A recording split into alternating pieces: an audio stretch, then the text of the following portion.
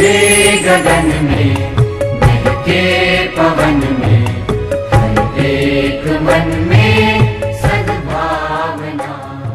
नमस्कार विद्यार्थी मित्रों, सद्भावना यूट्यूब चैनल में तमारू हार्दिक स्वागत है। ધોરણ 11 કોમર્સ વિશે વાણિજ્ય વ્યવસ્થા અને સંચાલન આપણે ચેપ્ટર નંબર 1 છે ધંધાનું અર્થ સ્વરૂપ અને તેના કાર્યક્ષેત્ર વિશે આપણે વાત કરતા હતા। લાસ્ટ લેક્ચરમાં આપણે મિત્રો ધંધાકીય જોખમો કોને કહેવાય અને એના પ્રકારો શું છે એની વાત કરી હતી। આજના લેક્ચરમાં આપણે જોશું કે ધંધાના જે જોખમો છે એ શા માટે ઉદ્ભવે છે, એના કારણો શું છે। ધંધાના વિવિધ પ્રકારના જોખમો રહેલા છે, એ દરેક જોખમ જ્યારે ઉદ્ભવે છે ત્યારે ધંધાને નુકસાન વેઠવું પડે છે, નુકસાન સહન કરવું પડે છે। પણ આ જોખમ ઉદ્ભવવાના કારણો શું છે, આજે આપણે એ ટોપિકની વાત કરવાના છીએ। પરીક્ષા દરમિયાન તમને આ ટોપિક છે એ 3 અથવા 5 ગુણની અંદર પૂછાવાની શક્યતાઓ રહેલી છે, જે એકદમ સરળ 6 મુદ્દા છે સમજવાના। સૌથી પહેલું છે ટેકનોલોજીમાં ફેરફાર છે, બીજો મુદ્દો છે વૈકલ્પિક પેદાશોનો ભય, ત્રીજો મુદ્દો છે હરીફાઈ, ચોથો મુદ્દો છે કાયદો, પાંચમો મુદ્દો છે માંગની અનિશ્ચિતતા અને છઠ્ઠો મુદ્દો છે ભૌતિક જોખમો। આ 6 પરિબળો એવા છે કે જે ધંધામાં જોખમો છે એ પેદા કરે છે। તો આ 6 જોખમો દ્વારા કેવી રીતે ધંધામાં આ 6 પરિબળો કેવી રીતે ધંધામાં જોખમો ઉદ્ભવે છે એની આપણે વાત કરીએ। તો સૌથી પહેલું છે ટેકનોલોજીમાં આવતું પરિવર્તન અથવા તો ટેકનોલોજીમાં થતો ફેરફાર। ટેકનોલોજીમાં થતી શોધખોળોને કારણે ઉત્પાદન પદ્ધતિમાં ફેરફાર કરવા પડે છે। ઉચ્ચતમ ગુણવત્તાવાળું ઉત્પાદન કરવા માટે નવી ટેકનોલોજી અપનાવવી પડે છે। જૂના યંત્રોને સ્થાને નવા યંત્ર વસાવવા પડે છે। કોઈ પણ ધંધો છે જો સમયાંતરે પોતાની ટેકનોલોજીમાં બદલાવ નહીં કરે, પોતાના યંત્રો છે એમાં બદલાવ નહીં કરે, તો ધંધામાં જોખમ ઉદ્ભવવાની શક્યતાઓ રહેલી છે। આપણે જાણીએ છીએ કે ટેકનોલોજી છે એ દિવસે ને દિવસે બદલાતી રહે છે। આજની ટેકનોલોજી કાલ જૂની થઈ જાય છે। આવા સમયમાં જો તમે તમારા ધંધામાં જે યંત્રનો ઉપયોગ કરો છો, જે ટેકનોલોજીનો ઉપયોગ કરો છો, એમાં બદલાવ નહીં લાવો તો જૂની ટેકનોલોજી છે એ તમને નુકસાન પહોંચાડશે। એનું ઉત્પાદન કાર્ય કરવાની ઝડપ પણ ઓછી હોય છે, યંત્ર છે એ ઓછી ગતિથી કામ કરતા હોય છે, સમય શક્તિ અને નાણાંનો પણ એ બગાડ કરતા હોય છે। ગ્રાહકને જે મનપસંદ વસ્તુ છે એનું ઉત્પાદન ન પણ કરી શકતા હોય અને ગ્રાહક છે એ સતત નવી ટેકનોલોજીવાળી વસ્તુ છે એ સ્વીકારતો હોય છે। તો ટેકનોલોજીમાં જો તમે ફેરફાર નહીં કરો તો ધંધામાં જોખમ થવાની શક્યતાઓ રહેલી છે। તો સૌથી પહેલું પરિબળ ટેકનોલોજીમાં ફેરફાર। બીજું છે વૈકલ્પિક પેદાશોનો ભય। તમે જે વસ્તુનું ઉત્પાદન કરો છો એની વૈકલ્પિક વસ્તુ જો બજારમાં ઉપલબ્ધ થાય તો ગ્રાહક તમારી વસ્તુ ખરીદવાની જગ્યાએ અન્ય ધંધાની વસ્તુ ખરીદતો થઈ જશે। આવા સમયે તમારા ગ્રાહકો છે એની સંખ્યા તૂટશે। તો વૈકલ્પિક પેદાશો છે જે મૂળ પેદાશની જરૂરિયાત પૂરી કરતી હોય એવી પેદાશો પણ ધંધાને જોખમમાં મૂકી દેતી હોય છે। તો વૈકલ્પિક પેદાશોનો ભય એ બીજું પરિબળ છે। ટેકનોલોજીમાં થતા ફેરફારને કારણે ગ્રાહકો છે એ વૈકલ્પિક પેદાશો તરફ વળતા રહે છે। દાખલા તરીકે ફાઉન્ટેન પેનના સ્થાને બોલપેન। ફાઉન્ટેન પેન છે એ પેનની જગ્યાએ અત્યારે આપણે એની વૈકલ્પિક પેદાશ બજારમાં મળે છે સાદી પેન, બોલપેન। હવે બોલપેનથી ને લખવાનું કામ છે, ફાઉન્ટેન પેનથી પણ લખવાનું કામ છે। ફાઉન્ટેન પેન મોંઘી પણ આવે છે, જ્યારે બોલપેન એકદમ સસ્તી આવે છે। તો મિત્રો આજે વૈકલ્પિક પેદાશ આવી છે ફાઉન્ટેન પેનની, એના લીધે ફાઉન્ટેન પેનની માંગમાં શું થયો છે, ઘટાડો થયો છે। સાદી પેનની માંગમાં શું થાય છે, વધારો થાય છે। તો આ પરિબળ પણ એવું છે કે જે ધંધાને શું કરે છે, અસર કરે છે, ધંધામાં જોખમ ઊભું કરે છે। આગળ આપણે બીજું ઉદાહરણ લઈએ વૈકલ્પિક પેદાશોનું, તો તાંબા અને પિત્તળના વાસણોના સ્થાને સ્ટીલના વાસણો। હવે આપણા ઘરમાં જે વાસણ હોય છે જો એ તાંબા પિત્તળના હોય છે તો એ પણ મોંઘા હોય છે, ઓકે, જ્યારે સ્ટીલના વાસણ શું હોય છે, એકદમ સસ્તા હોય છે। તો તાંબા પિત્તળના વાસણોની જે વૈકલ્પિક પેદાશ છે એ સ્ટીલના વાસણ છે। એક તો સસ્તા પણ મળે છે અને ઉપરથી એ ટકાઉ પણ હોય છે. તો આપણે એમ કહી શકાય કે તાંબા પિત્તળની વૈકલ્પિક પેદાશોએ તાંબા પિત્તળનું માર્કેટ છે એ ઘટાડી દીધું. આગળ આપણે વાત કરીએ તો રેડિયોના સ્થાને શું છે? ટેલિવિઝન. રેડિયો છે 19મી સદીમાં અને 1990ની ને 80ની આસપાસ રેડિયો છે એનું બહુ માર્કેટ હતું બજારમાં. પણ ટેલિવિઝન આવતા અત્યારે રેડિયોનું માર્કેટ શું થયું છે? ઘટી ગયું છે. ટેલિવિઝન છે એ રેડિયોની બધી જ જરૂરિયાતો છે એ પૂરી કરે છે. આ ઉપરાંત રેડિયોમાં જે ખાસિયત નહોતી એ બધી ખાસિયત ટેલિવિઝનમાં જોવા મળે છે. તો ગ્રાહકો છે એ રેડિયોની જગ્યાએ ટેલિવિઝન તરફ આકર્ષિત થયા છે. તો મિત્રો, જ્યારે બજારમાં કોઈ એક પેદાશની વૈકલ્પિક પેદાશો મળતી રહે છે ત્યારે એ જે પેદાશ હોય છે એને જોખમમાં મૂકી દે છે, એની માંગ ઘટાડી દે છે. તો વૈકલ્પિક પેદાશોનો ભય છે એ પણ ધંધામાં જોખમ ઊભું કરે છે. આનાથી બચવું હોય તો આપણે આપણી ઉત્પાદન પદ્ધતિ છે એમાં બદલાવ લાવવો પડે છે. તો રેડિયોના સ્થાને ટેલિવિઝન વગેરે કારણો. હરીફાઈનું તત્વ પણ એક એવી વસ્તુ છે કે જે બજારમાં શું કરે છે? કંપની છે એની કિંમત ઘટાડવા ઉપર મજબૂર કરી દે છે કે ભાઈ આ વસ્તુ છે હરીફાઈ ચાલતી હોય તો મૂળ કંપની છે, કોઈ એક કંપની, આપણે એમ કહીએ કે બે કંપની છે એ અને બી, કોઈ એક કોમન વસ્તુ એક સરખી વસ્તુઓની હરીફાઈ કરે છે. હવે એ કંપની છે એ વસ્તુ 20 રૂપિયાની વેચે છે અને બી કંપની એ વસ્તુ 15 રૂપિયાની વેચે છે. તો આપણે એમ કહી શકીએ છીએ કે ગ્રાહકો છે એ સૌથી પહેલાં આ કંપનીની વસ્તુ ખરીદવા માટે જશે કારણ કે ત્યાં કિંમત સસ્તી છે. તો હરીફાઈ એક એવું તત્વ છે કે જે ધંધાને જોખમમાં મૂકી દે છે.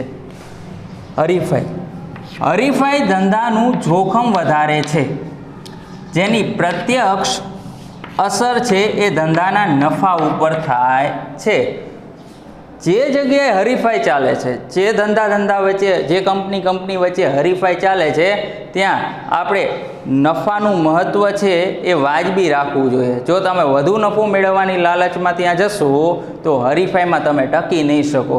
તો હરીફાઈ છે એ ધંધાનું જોખમ વધારે છે, જેની અસર, હરીફાઈની અસર ધંધાના નફાને સીધી રીતે થતી હોય છે.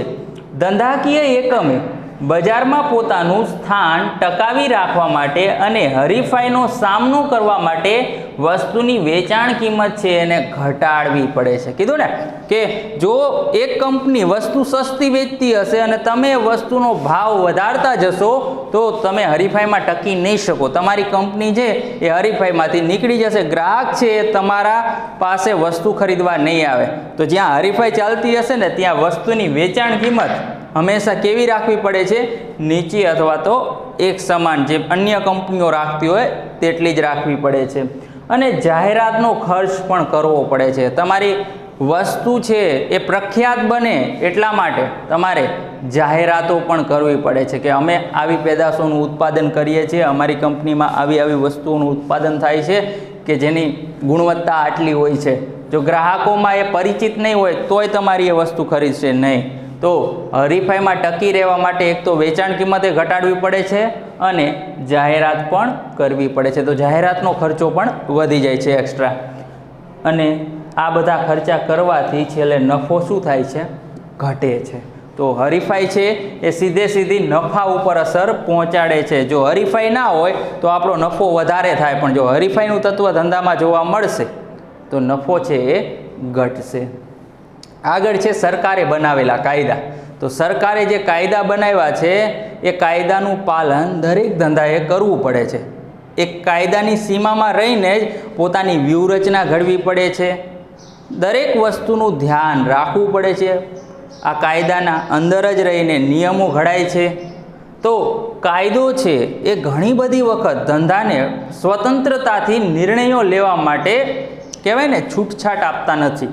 ધંધો છે એ કાયદાને આધીન રહે છે, જે સરકારે ધંધા ઉપર ઘડેલા કાયદા હોય છે. તો કેવા કાયદા હોય છે કે જે સરકારે ધંધા ઉપર ઘડેલા હોય છે? પ્રદૂષણ, ગ્રાહકો, કામદારો, ઉદ્યોગો વગેરે માટે સરકાર કાયદા ઘડે છે.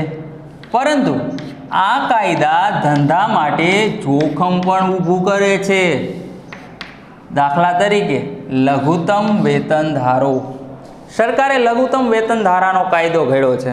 હવે આ લઘુત્તમ વેતન ધારાના કાયદા પ્રમાણે જ કર્મચારીઓને વેતન આપવું પડે છે. એનાથી ઓછું વેતન આપવું જોઈએ નહીં. સરકારે એક વેતનનો દર નક્કી કર્યો હોય છે. તો આની અસર ધંધાને પડે છે. અમુક કર્મચારીઓને આનાથી ઓછું વેતન એ આપી જ નથી શકતા, તો એની અસર ધંધા ઉપર પડી. બીજું છે કારખાનાનો ધારો. ધંધાકીય એકમને કેટલાક નિર્ણયો લેતા શું કરે છે? અટકાવે છે. પોતાની રીતે એ નિર્ણય નથી લઈ શકતા આ કાયદાઓના લીધે. તો ઘણા બધા કાયદા ધંધાને અસર પહોંચાડતા હોય છે, જે પણ ધંધામાં એક જોખમ ઊભું કરે છે. આગળ છે વસ્તુની માંગની અનિશ્ચિતતા. આપણે એમ કહીએ કે આપણે જે વસ્તુનું ઉત્પાદન કરીએ છીએ એની બજાર માંગ એક સમાન ચાલી રહેશે. આજે એની માંગ રહેશે, કાલે એની માંગ રહેશે, દરરોજ એ વસ્તુ વેચાતી જ રહેશે.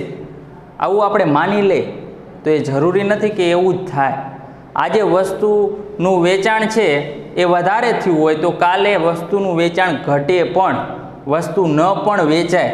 તો વસ્તુની બજાર માંગ કેવી છે, પેદાશની બજાર માંગ કેવી છે, એ પણ ધંધામાં જોખમ ઊભું કરે છે. વસ્તુની માંગમાં અનિશ્ચિતતા ધંધા માટે જોખમ ઊભું કરે છે. ગ્રાહકોની આવક, ગ્રાહકોની રુચિ, વસ્તુની કિંમતમાં થતો ફેરફાર, ફુગાવો વગેરેને કારણે વસ્તુની માંગ અનિશ્ચિત બને છે, જેની અસર ધંધાના નફા ઉપર થાય છે. હવે વસ્તુની માંગમાં કેમ ફેરફાર આવે છે?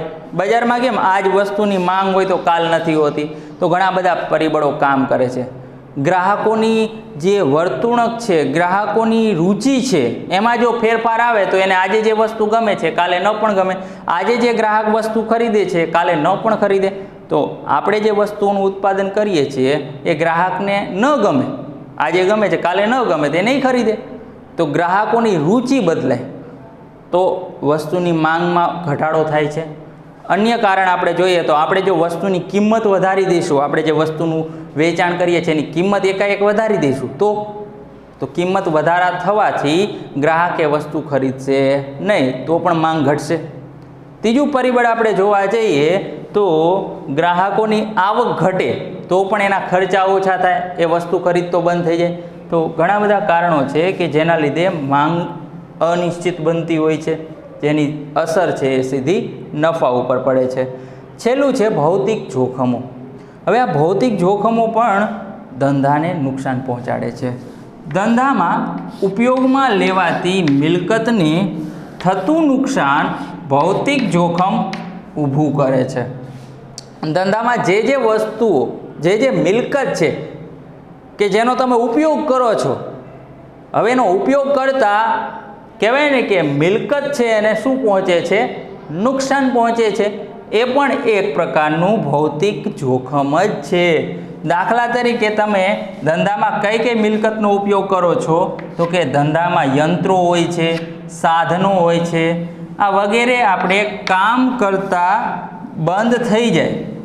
તમે રોજ ઉત્પાદન કાર્યમાં યંત્રોનો ઉપયોગ કરો છો, સાધનોનો ઉપયોગ કરો છો. જો આ સાધન અને યંત્ર છે એ તમે લાંબા સમયગાળા સુધી ઉપયોગ કરો તો પછી એ શું થાય છે? બગડી જવાનું જોખમ રહે છે. તો યંત્રો અને સાધનો છે એ કામ કરતાં બંધ થઈ જાય તો એ ભૌતિક જોખમ છે. બીજું છે વહન દરમિયાન માલને નુકસાન થાય. માલ એક જગ્યાએથી બીજી જગ્યાએ તમે ખસેડતા હોય ત્યારે અહીંથી બહારગામ લઈ જવાનું હોય તો એ બહારગામ લઈ જતી વખતે માલને જે નુકસાન પહોંચે છે એ પણ ભૌતિક જોખમ છે. તો આવા જોખમ પણ ધંધા માટે નુકસાનકારક હોય છે.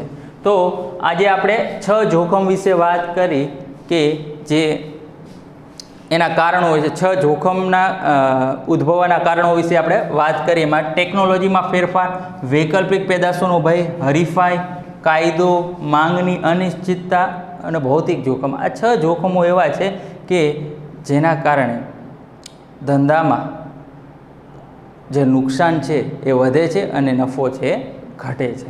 ધન્યવાદ.